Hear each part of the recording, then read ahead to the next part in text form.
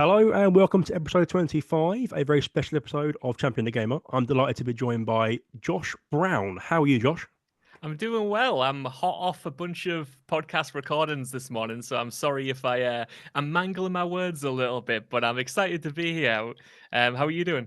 I am stoked. I have followed you in not a weird way for about 10 years.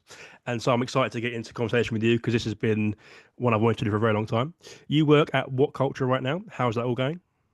Well, we're in a nice little period right now, I think, where we are able to do a lot creatively. Scott Tilford and I, my co-host and partner in crime, I suppose you could describe him as.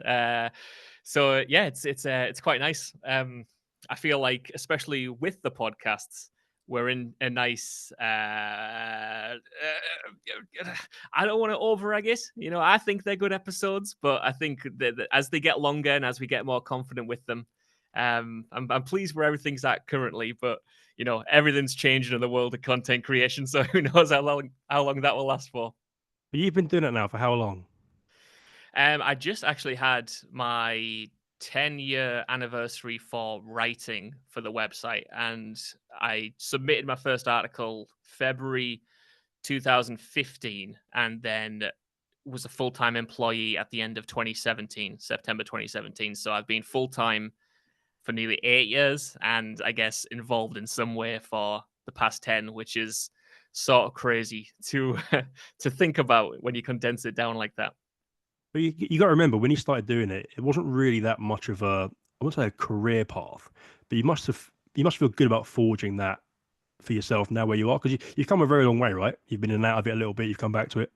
Yeah, yeah, totally. It's been a strange one because I mean I'm doing this podcast now and I'm still nervous to do anything like this, right? On camera or recorded, because that was never really the plan. When I first started submitting stuff to What Culture, it was all written, had no real idea that it would evolve into any kind of job, let alone a career. And it was just one of many websites I was writing for at the time. And I just thought it was really cool to be able to talk about games, especially because until then, most of my published stuff was about film. That was where I was kind of more focused on, and that's what I did at university when I started writing for these.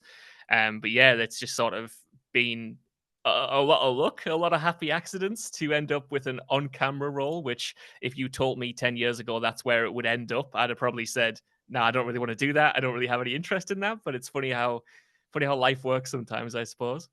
Because we have a lot of people on there that talk about their change from being off camera to on camera, and did it come natural or did it not come natural? You've sort of already said that it wasn't natural for you at the beginning, right? It wasn't like something you said, "Well, I can do that. That's what I want to do. That's completely fine." But was content something you always wanted to do originally?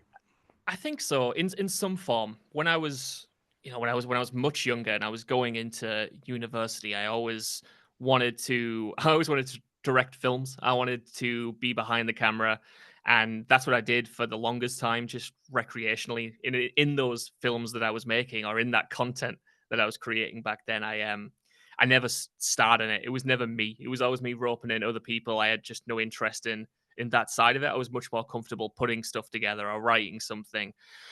And that's how it continued for a long time. But then it kind of got to a point where I was watching a lot of other content creators, circa 2015 or whenever it was. I was big into Kind of Funny at the time with their roundtables and their podcasts. And I thought that was a pipe dream for me. I thought I would love to do a version of this where I'm part of it, but I'm not the main part. I'm part of a panel. We do a podcast. It's more informal. It's more like what you and I are doing right now. So that was where I thought maybe one day I might get to.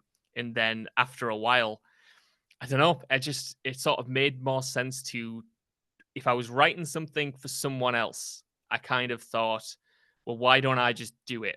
Why don't I just give it a go? And I know what I've written. I know how I want it to be um, presented like. So eventually, it was through a lot of requests to do something on camera, to give it a try, to see if I wanted to do it. Because initially, I just said, I don't think I want to do that. I remember Scott asking me for the first time. He said, "Look, our boss is looking for more presenters. Do you want to try voicing one of these articles you've written?" And I just said, no, thank you. That's not something I want to try. And he said, just do it. Just, humor me. Give us a version of it. If it's not good, it won't go out. So I did that for the first time, and then it just kind of ended up growing a little bit by bit from that first attempt, I suppose. But yeah, it's definitely down to old Scott who said, just no, go on. I think you can do it. Give it a try. He's probably like what's the word I want? He's caused a lot of stuff down the years to go well or in the direction it should have gone. Because I've followed Scott for years and years and years. I think Yeah. he's exactly my age as well, which kind of works out nicely. But have your goals changed? Obviously, since you started, you've come from a certain position and uni, whatever. But have your personal goals changed since then? Yeah, I'd say so. Oh, it's a good question. I'm trying to think now. For sure, I think back then I just wanted, if I ever got a writing job, and I know I work with against people who are a little older than me who work on the wrestling side of things, and they came at this job when they were a little bit older than I did. They weren't fresh out of uni. They encountered a lot of jobs that they didn't like before getting here. And for them, it was just like a total dream job to be able to do this stuff. And that's how it was for me as well. Like, just the idea that I ever got paid to publish something was a sort of pipe dream to begin with. But then when you realize you can do that, and then at least for me, the ceiling sort of changed. Whereas before, I was just happy to get paid anything to publish anything that interested me, and the fact that I got the opportunity to do that so young, essentially, and then kind of grew into these other areas, like you mentioned there, whether it's presenting or podcasting or something away from the written word. It's definitely become an evolution of what I originally thought the job was going to be when I signed on to just be a writer 8 years ago. And it all happened very fast, and it was surprising. And it took a little while to slow down and realize, okay, this is where I'm at now. Where do I go with this next? Do I want to be doing the same thing for the next 10 years? Do I want to move into this? Do I want to move into that? And I think over the past 2 years or so, I mean, the pandemic, I think made a lot of us think about, okay, where are we in life? Where do we want to go next? What am I interested in? And around then, I started thinking, okay, I've been doing this as a job, and it's a lovely job. It's been like I said, a privilege to do it. But where can I go? How can I evolve in a way? So this year, I've definitely started it with the intent of, let's do something a little bit different. Let's try a few creative areas that you've locked off to yourself, because that's how I started with the voiceovers, and it turned out really well. So maybe if I try something that I'm a bit uncomfortable with now, it might turn out well. It might turn out badly, but at least I can say I've done it, right? Yeah, I mean, exactly. I mean, going back to the whole pandemic thing, it was definitely a sight to see having like yourself, Ash, Scott in cupboards Yeah. recording. That was just the most bizarre. But at the same time, how does that then make you feel going back to the office and having a whole team back and a whole team environment? Because a lot of us do stuff on our own. We have one camera, one whatever.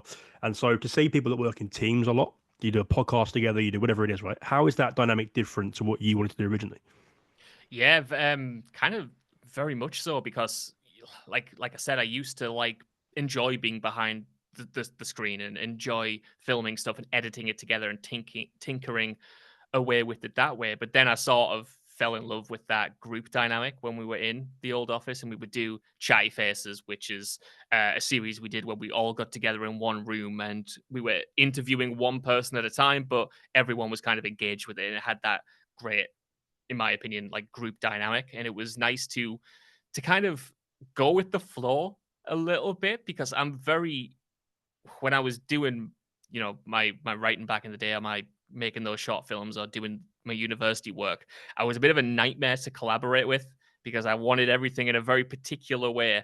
And uh, people at university, I think, kind of held me in a bit of contempt, because for one of the projects we did early on, we were supposed to make this documentary, and it was one of my ideas that got through. But I was I was always finding excuses for them to not do what they were supposed to be doing, if that makes sense. So I was like, let me take the edit when you're supposed to be editing it. Let me film this scene. Let me have direct control of the camera and all. Like, let me hold the microphone. If I had 6 arms, I would have done everything right. So it was nice to get to work in a bigger group environment where I could sort of take a more of a back seat and go, oh, I like to be a part of this. I like to go with your idea instead of, trying to think I know best and impose my will on it. Because I mean, when I came in, so many people had so much more experience than I did. And I was just happy to be a part of it. And yeah, that definitely changed during the pandemic. But I think I was very lucky in that the best parts of my days during that pandemic was when I got to jump on a call with Scott. And even though it wasn't the same dynamic, we were doing news via Zoom like this and we were recording it and we got to talk to each other, or we would adapt some of the quizzes that we would usually do in person over a big Zoom collage of us. Like So those, 25 of you on his Zoom call was hilarious, man. That was so yeah, good. I think I get a bit of a bit of a shock, a bit of a PSTD sort of like jolt through my body when I see that now, because I'm like, oh no, that just reminds me of a crazy time. But yeah, that group dynamic was something I didn't expect to enjoy very much, but I ended up really enjoying it, and now that's my favorite content to do when I'm with someone else and we get to work together. Oh, that's got to be age though, right? You got to feel more comfortable in yourself a little bit because some of the people that I see online that are trying for the first time that are young, you can see how, because I'm 35, you can see how they're struggling to find themselves and understand what makes them tick a little bit. And when they don't understand, others aren't going to understand either. So how do you feel now you're getting older a little bit and you sort of understand who you are more and what your opinions are and where you can base them on? It's a bit of a blessing and a curse to have done this for so long, because I never went to, I didn't do journalism at university or anything like that, anything really related to the job that I currently have. So because I came into it so young and so like, hit the ground running with it, a lot of the earlier work is essentially just me learning on the job. And I was very fortunate that I got to learn it all. But it was rough. Like you said, it took a while to figure out, okay, how am I even going to be comfortable on camera for one? And even if I get comfortable, is that going to be engaging? Is it going to be entertaining? Will people even like what I'm doing when I get to that point? It was a lot of trial and error, I suppose, and a lot of those early videos I would not love to go back to now. But like you said, at a certain point, it becomes natural, and as you get older, you just become more secure in yourself. You become more kind of, I think your priorities change. At least they did for me when I was younger. I always thought it was amazing if something got like a lot of views, if people were responding to it well. I would care about that much more than I do now. I think I realized early on that if I do a YouTube video and it gets a million views or something back then, and loads of comments, my brain couldn't quite comprehend it. It couldn't quite contextualize it, and it didn't feel real. So it always felt better to me if five people that I knew in real life got in touch with me directly and said, "Hey, I've watched this video. I thought it was really good." Like that just meant more than the audience, the bigger audience that I didn't have that necessarily a direct emotional connection with. And realizing that kind of freed me up a little bit and made me just kind of, I don't know. I do this now and I still want to, like, I want people to like it, but I want to impress my peers who I really look up to and aspire to be. And I care less about trying to please everyone, because you can never please everyone. Like some people won't, well, most people won't know who you are or have followed your work, right? Like a 1% of the audience of any given video will probably do that. So, and it's not that their voice is unimportant or anything, or is meaningless in the grand scheme of things, but it's just kind of reconciling the fact that as long as you enjoy what you're doing and you think it's good, then that's kind of enough. Like I think I would do this genuinely if no one listened, if no one watched, because I just enjoy the outlet of it. And that was the funny thing with the podcast for a long time, because I didn't have access to any of the analytics or who was listening to it. So when we were recording those, just me and Scott in a studio, I wasn't thinking about that wider stuff at all. It was just a conversation between me and Scott that happened to be recorded. And that was partly the fun of it, because it didn't have that direct feedback you get from social media or YouTube. And then how do you? Because I've always said that with my videos, I don't really care if I get X amount of views, whatever. Because I'd rather have, like you said, there 4 or 5 people that engage on a regular, and then you can develop a conversation with those people. And if they disagree, happy days. You can chat about that. If they agree, even better. But then there comes a case, obviously, negativity, and I'm like, well, that sort of rubs off my back anyway. I'm used to that in everyday life, but people don't know how to deal with that. And my thing is, if you can read one and you can get past it, you can read all of them and get past them. Because at some point, there's going to be a negative. Like I coach basketball, 12 players a game. Every single week, someone's going to be angry or frustrated about playing time. Every single week, someone different. You just got to manage that. It's the same thing with comments, I find. And so it's nice to hear that when, especially when you're talking without the knowledge of analytics, you're just talking, and that's all this is. And if you can do that and be yourself enough times, it's going to come through enough times. So I love what you said there because that makes a lot of sense to us and to me especially. Let's get on to the next bit, which is hot takes and solid debates. Now, this bit is a case that I know you're smiling already. Hot takes and solid debates. You get a chance to throw a hot take at me, or I can throw one at you. But I want to hear what you've got. What's a hot take you've got gaming related? A hot take. Oh wow.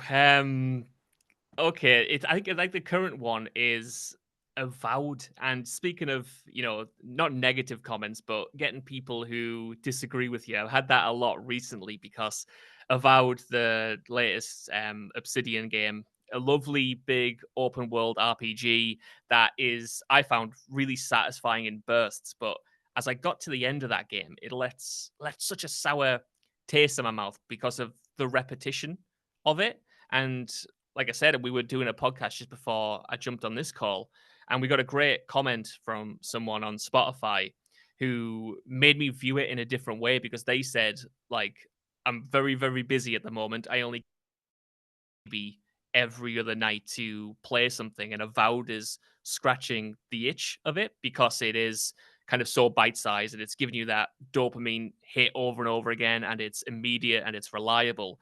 And is someone who likes to devour games and has, again, doesn't have kids to have to go home to, or too many responsibilities at home to juggle, and has that time to play games. I was devouring this game in, I don't know, 5-hour chunks, and I couldn't get away from the repetition. But I had to reconcile that with the fact that it's probably amazing if you only get 1 hour a night and you want that hour to absolutely count.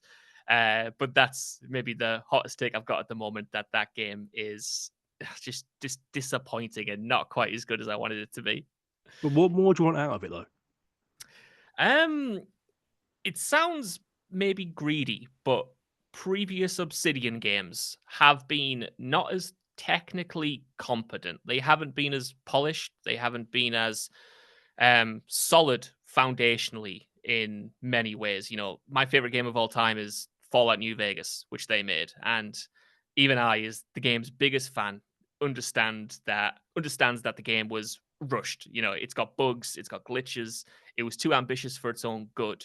So while you could look at that game and Avowed side by side and say Avowed is technically better, it doesn't have as many bugs, it feels better to play. The gameplay is more engaging.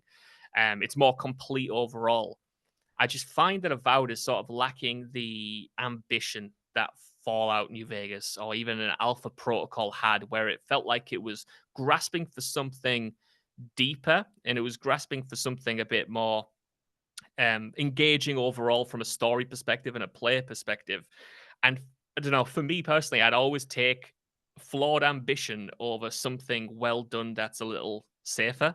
I think it's why I like Hideo Kojima games so much. So it's a tough one. Avowed, it's hard to criticize on paper, but it just doesn't have that heart to it that I want from an Obsidian game, where I think, oh, I can see you're trying to do something a bit new, or I can see that you're trying to put a spin on something that on a familiar genre. It's a well done game, but it feels, for me personally, a little bit hollow. Well, we had this conversation before about being too polished or being too like lacking character, I guess is another phrase for it. Because sometimes you can chase perfection, and in doing that, it becomes bland. Like we say this about the Assassin's Creed games. That you could do that game 5 hours less. A fifth of the map smaller because you don't need to do any more. And so, are there many games you can think of that do that? that have reached too far, that need to stay in the lane a bit more and focus on their niche a bit more, whether it's good, bad, or indifferent? I think Assassin's Creed is a good one for sure. Valhalla was a game that I had such a strange relationship with because it was similar to Avowed in that for the first 30, 40 hours, I really enjoyed what I was playing. But then to me, it becomes an issue where the game is double that in length. And I feel like it's ran out of surprises, it's ran out of ways to evolve itself. And if you're not engaged with the story and you're just doing things over and over again for the sake of it, and you feel like you're not getting, you've sort of peaked in terms of your arc as a player. I know that might sound a bit weird, but I always feel like that sense of progression in a game, and not just the numbers going up, but how I feel in terms of how I relate to the game world, or how I relate to the enemies, or how I play it. I always want to be getting better or evolving in that way. Like I think Elden Ring is a perfect counterpoint where that game is doubled the length of Avowed, right?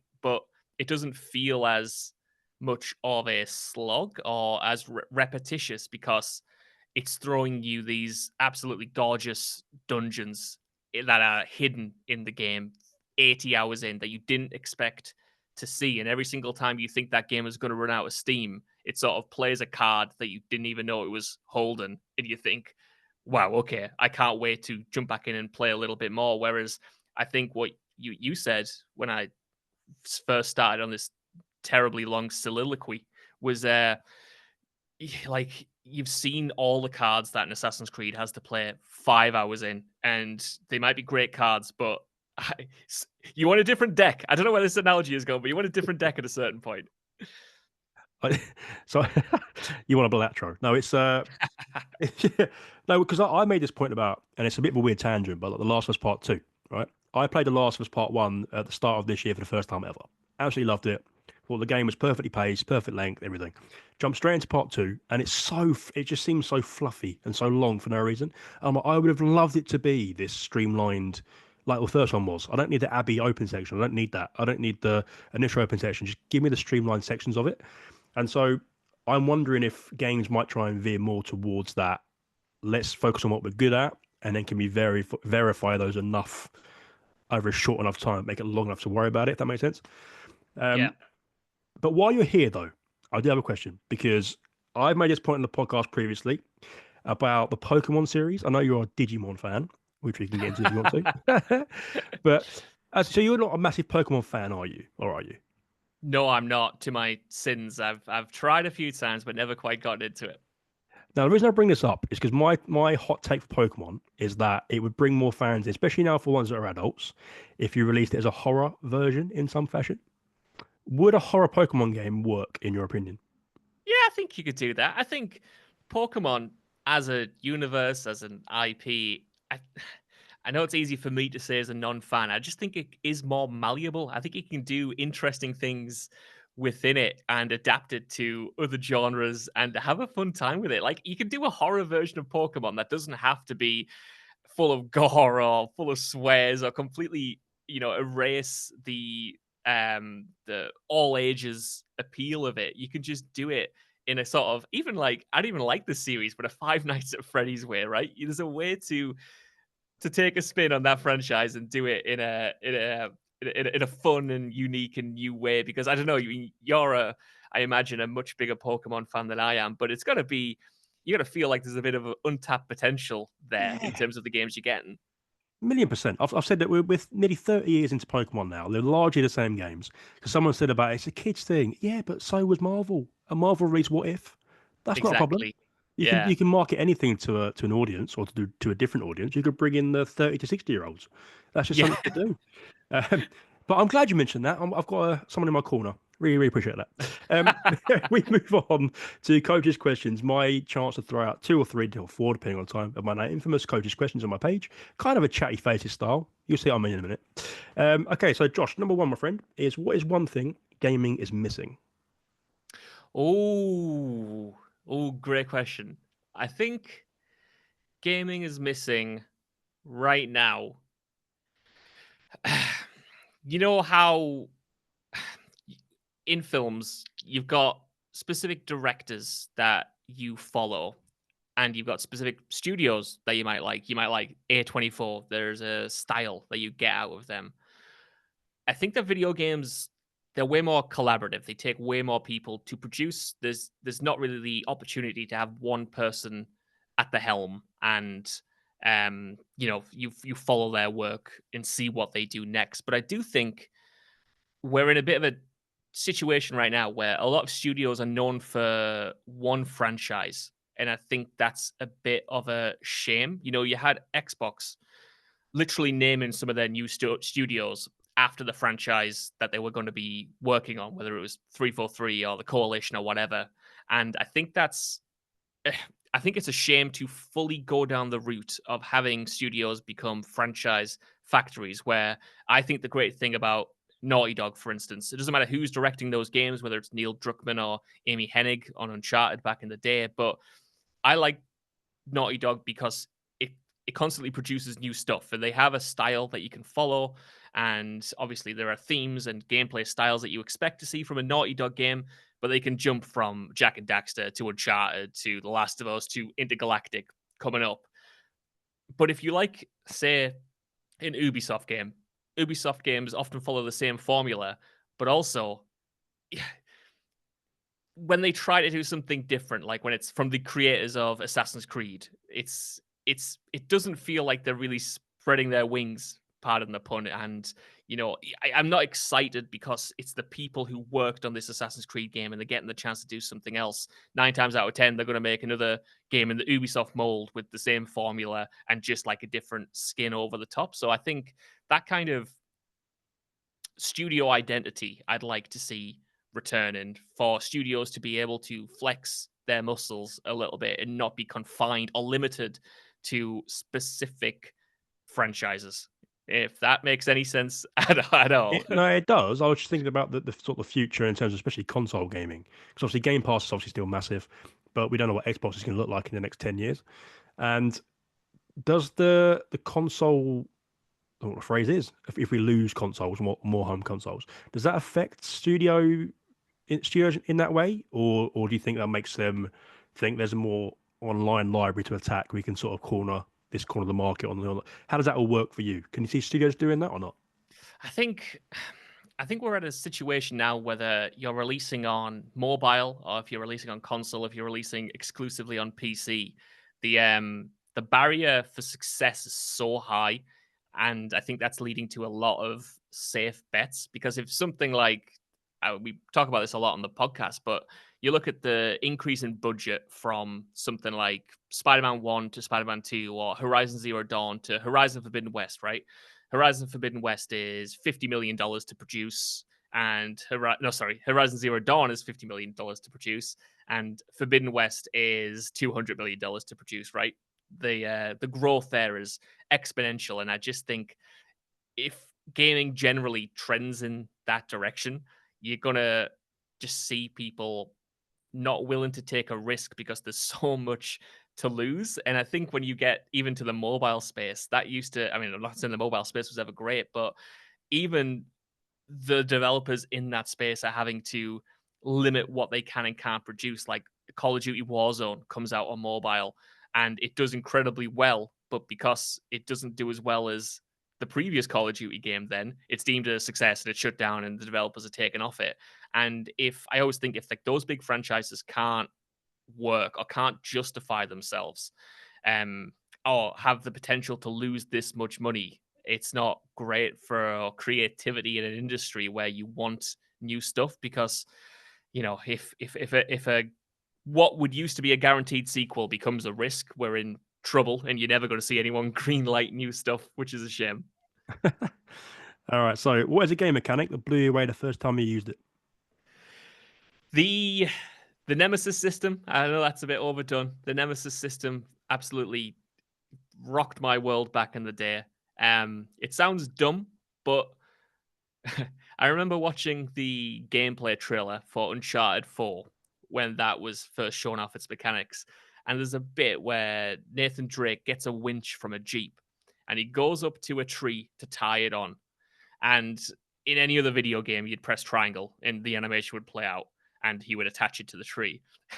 In this demo and in the game, instead of doing that, you actually walk up to the tree with it. You walk around the tree to wrap the rope around it, and then you attach it. And there was something about that little physics model that I absolutely adored. And they bring it back in the Last of Us Part 2, where there are a lot of rope puzzles, and you have to complete them by getting, I don't know, one rope to this uh, uh, mechanics box over the road, and there's a fence in your way, and you can't go around because it's not big enough. So common sense, you just throw the rope over and it drapes itself down. And it's just kind of when something can make something as mundane as that feel innovative and feel satisfying, I always think you've done something well. Because I don't know if you get this, when I'm playing a game, I'm playing it with gamer logic. I'm playing it with the rules that have been established by games before it. And a lot of time that doesn't track one to one with what you would do in real life. So I think it sometimes makes it more satisfying when it just says, no, what would you do in this situation? Well, I'd walk around the tree and then I'd tie it up. And it's like, okay, that's what you do here then. Uh, Well, I've always said that if you can make something that's, you said Yeah. mundane work, it's way better than trying to do like a quick time event just to skip past it. Just Yeah. do it. Like it's not hard. I don't think anyway. We're getting sidetracked because I'm gonna It's get like, straight into no, that. it's for me. It's I was playing a game the other year called Amnesia: The Bunker, and that does a similar thing where in a horror game like Resident Evil, you'd have a locked door, and the only way to get through that door would be to go find an arbitrary key, and you'd have to come back and you'd unlock it, and you do the rigmarole. And I love that. But Amnesia: The Bunker just said, no, we're going to treat these as if they're actual doors, and if there's a lock on it, you can smash the lock and you can go through. If the door's made out of wood, you can smash the wood in and you can jump over it. And it was just that kind of, again, taking a convention that you have come to expect to navigate with gamer brain. Oh, it's a locked door. There's nothing I can possibly do to interact with it to open it other than find the one key I know is in the level, and says, no. This is just a locked door. It's made of wood. It has a brass, old, rusty lock on it. What would you do? What tools do you have available to you to solve that problem? Yeah, something about that that always pops me. Absolutely love it. All right. So, what is one thing in gaming you've never done but you still plan to? Oh, is that in terms of content creation or actual just Whatever games you, itself? however, these are all open to interpretation. Whatever you fancy. Oh, you know what? I'll because I've been talking for a long time, so I'll be selfish and give you two answers to this. In actual games, I would I'd love to do. I'm never going to be good enough for this. I'd love to do like a proper competition, and I'd get knocked out. I'd get knocked out very early, but I love online gaming. I love Call of Duty for my sins, and I love Call of Duty Warzone. But there's a real thrill I get to say getting in the final circle of a battle royale game. Like I freeze up, I bottle it for lack of a better term. I like it. It gives me anxiety in a good way, and I've always wondered, would I be able to get over that if I did more like actual competitive gaming where I was in a room full of people? Would I be able to get over it, or would I still freeze up? And I've always been, I've always wondered what would happen in that situation. I'd get knocked out, no doubt about it. But could I perform? Is what I'm trying to say here. In terms of content creation, I have such respect for people who stream because I've tried it in the past and I find it really difficult. I find it difficult to not have a script and be on and engaging and engage with an audience that is there to watch you. I've always found I've never been more tired and fatigued than when I've done a stream. And I really want to, I was mentioning earlier, what do I want to get out of this year? I want to try that again this year and sort of find a way to be comfortable with it and find a way to enjoy it, because I feel like when we've done it in the past, I've been emulating other people and what I think streaming should be. And I think if I just tried it in a comfortable environment with a game that I want to play and want to share with people, that maybe I'll get more out of it, because I really wish I could do it. And like I said, I really respect a lot of people who do it. Some of the people I look up to the most are absolutely great streamers, and it's such a good medium to share just, I don't know, games with, but also yourself, I suppose. And I really want to give that a go this year for sure. Is just really quickly on that, is part of the hesitancy for that because you're already involved in like content creation. You got that sort of burnout where you want to switch off when you get home. You don't want to worry about entertaining anymore. I think it's more the way I play games. The idea of interacting with people is the good bit, but games to me, like I'm not a huge couch co-op person. I'm not a huge let's play something together on the couch and take turns person. Like it's even when I'm playing multiplayer, this is why I kind of mentioned the competition thing. It's a very I don't know, almost personal and solitary experience. Like it's me time and I'm engaged in it.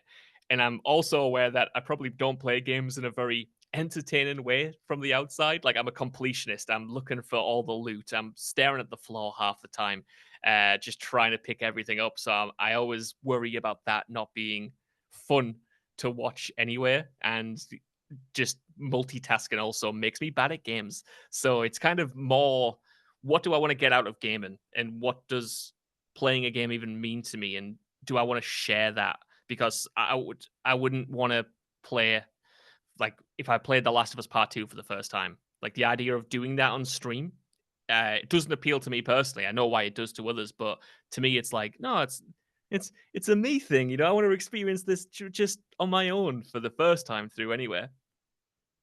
Very, because I said this thing to someone earlier about when you're involved in a job that's in that field you really enjoy, it can take away the enjoyment a little bit because you're already involved in that. So, thought I'd ask. Two more real quick ones. So, the first one is, what is a video game boss you're ashamed to say you struggle with? um is Dark Souls off limits for this because that would be high on the list. The final boss of Dark Souls 1 is maybe the most I've struggled with a boss. I remember just staying up extremely late, throwing myself at this brick wall over and over again because at the end of Dark Souls 1, even before you get to the boss, there's a bit of a walk to the boss zone, let's say, and you have to go through the same groups of enemies over and over again. And I don't know if you get this, where you just want to get back to the thing that was causing you trouble, that you tried to force it, you try to rush it. So a few runs, I'm not even getting to the boss zone because I'm trying to just get through these normal enemies as quickly as possible. And because I'm trying to rush it, I'm not trying to, treat them with respect. They're killing me. And then I'm having to do it all over again and it just elongates it. That was a boss. And I suppose I'm not ashamed because it's Dark Souls, it's one of the hardest games.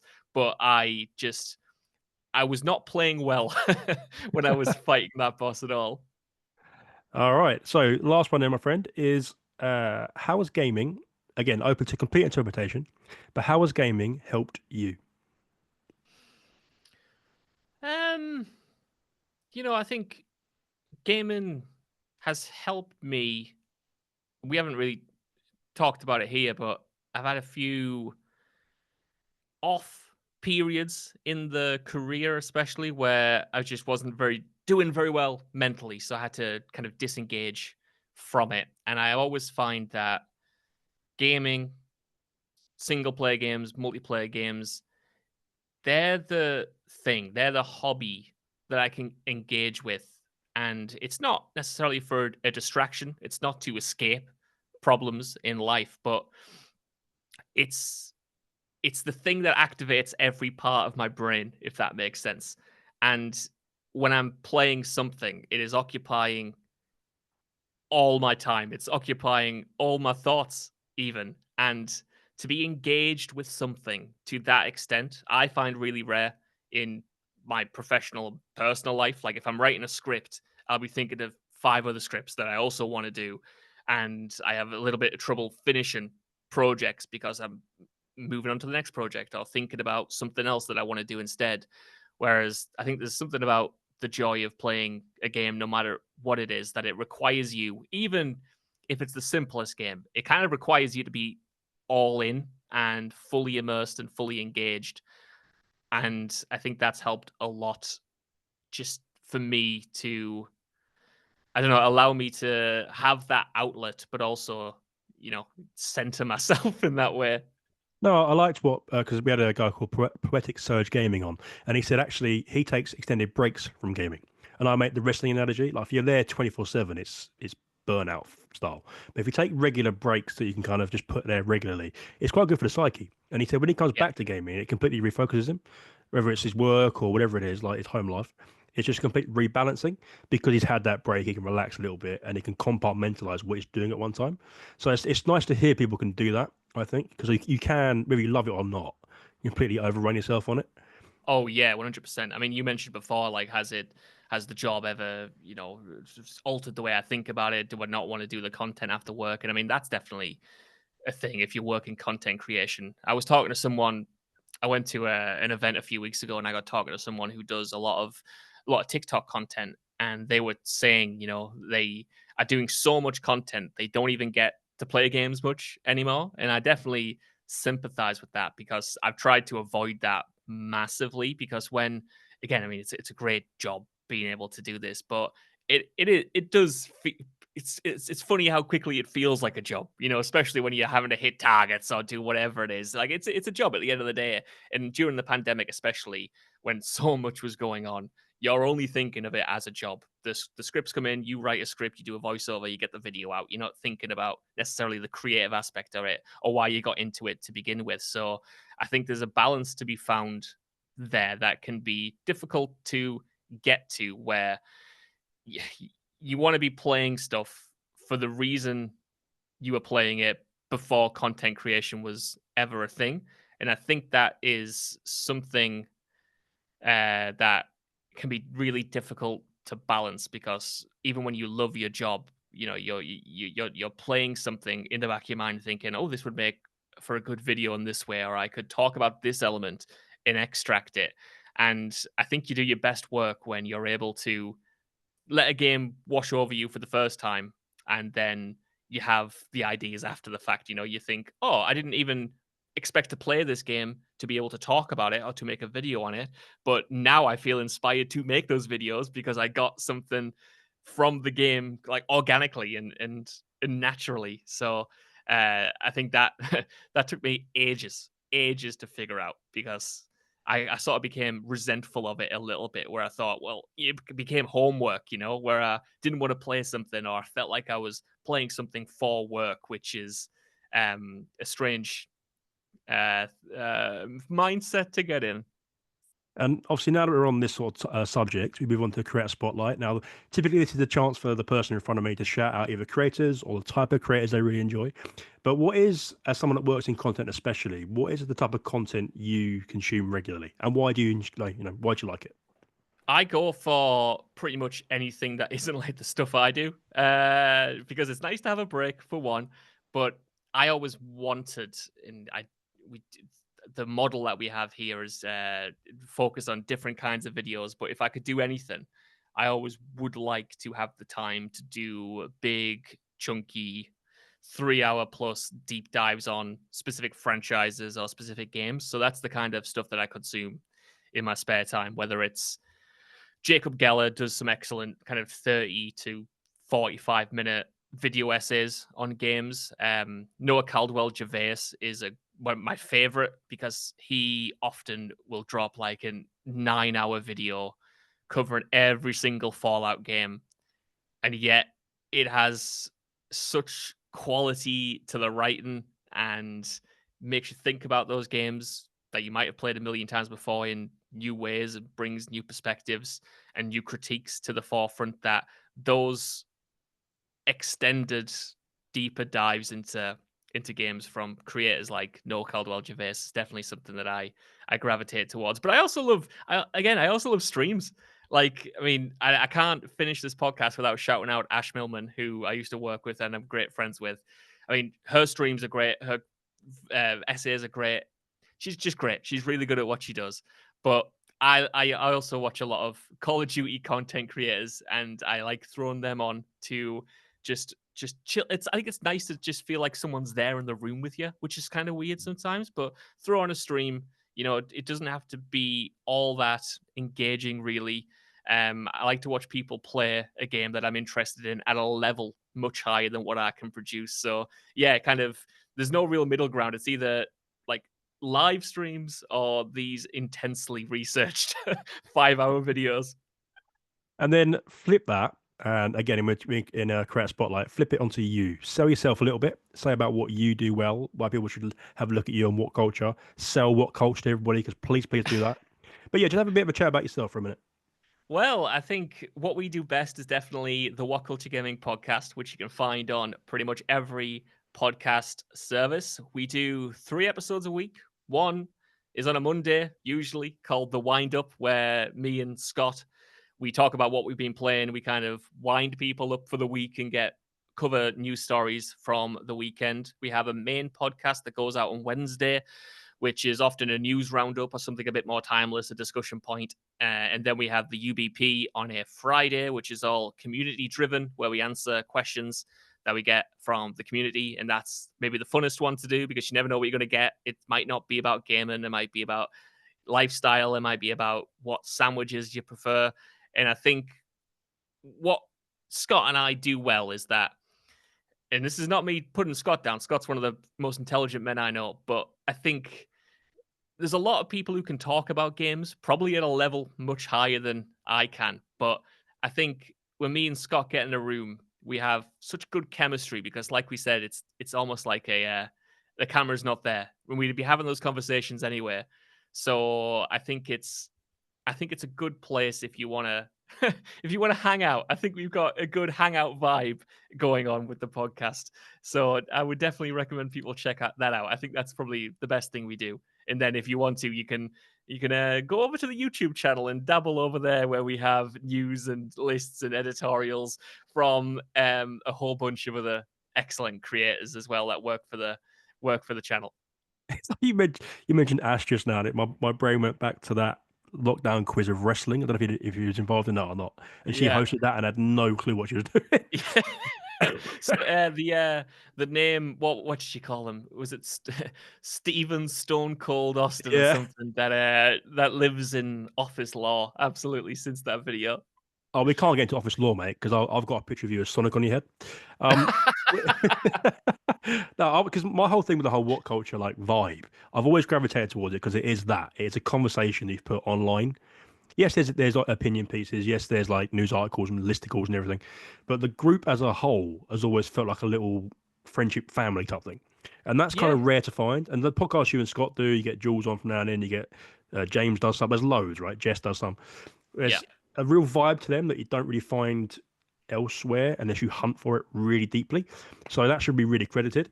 Um, have you got any kind of like goals as a What Culture channel for the next year or so? Um, we do, but I almost don't want to verbalize them in case they don't happen. But Okay. That's completely fair. we would love to take the podcast and do it live. That's what we would love to do. Hopefully that happens before the end of the year. So we definitely want to do more of that. We want to do uh, bi- bigger productions, and by that I just mean like higher quality edits. Not that we don't have high quality edits now, but just finding new ways to film stuff because I think YouTube and everything is changing so much that we want to find new ways to present the stuff that I think we do well. So there are maybe some new video formats that we kind of want to give a whirl, but the live show and putting on something in front of a crowd, I think that's the dream for me. If we pull that off this year, I think it will have been a good year because again, going back to what we said before, I would always prefer 50 people in a room, engaging, than just seeing a number sort of tick up on the socials or whatever it is. I vaguely remember the Dudley Boys doing an episode in the pub, so feel free to do that. That was literally it. I was off work then, but I went to see them because the pub was literally around the uh the street from me, and it was just I was just on the door. I was just like I was helping out doing the merch, and I just thought, oh, this is really nice. I wasn't even on presenting or anything. It was just a cool vibe to be a part of, and again, seeing everyone have a good time who have been listening to the podcast and respond to their bits. It was, that's the stuff for me for sure.